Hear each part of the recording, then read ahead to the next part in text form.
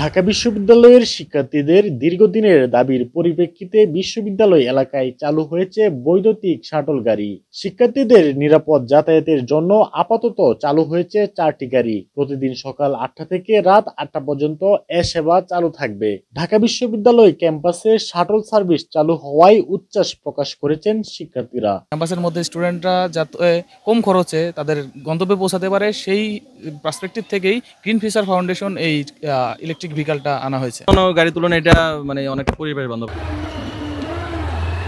Shuttle গাড়িতে চড়ে বিশ্ববিদ্যালয় এলাকায় মাত্র 10 টাকা থেকে সর্বোচ্চ 20 টাকা ভাড়া দিয়ে চলে যাওয়া যাবে ক্যাম্পাসের যে কোনো স্থানে। প্রতিটি গাড়িতে থাকবেন একজন চালক, একজন ভলেন্টিয়ার। এই গাড়িতে একসঙ্গে চড়তে পারবেন 12 জন যাত্রী। হ্যাঁ, পরিবেশ বান্ধব। স্টুডেন্টদের জন্য সুবিধা খুব হয়ে গেছে। বর্তমান 4টে চলতেছে, আরো নামার সম্ভাবনা বেশি আছে।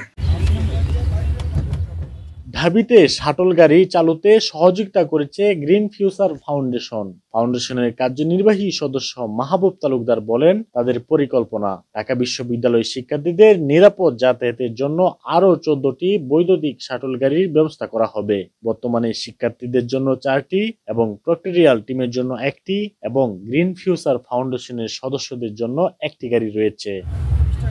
রুহুল আমিন শেখ, খবর সংযোগ, ঢাকা।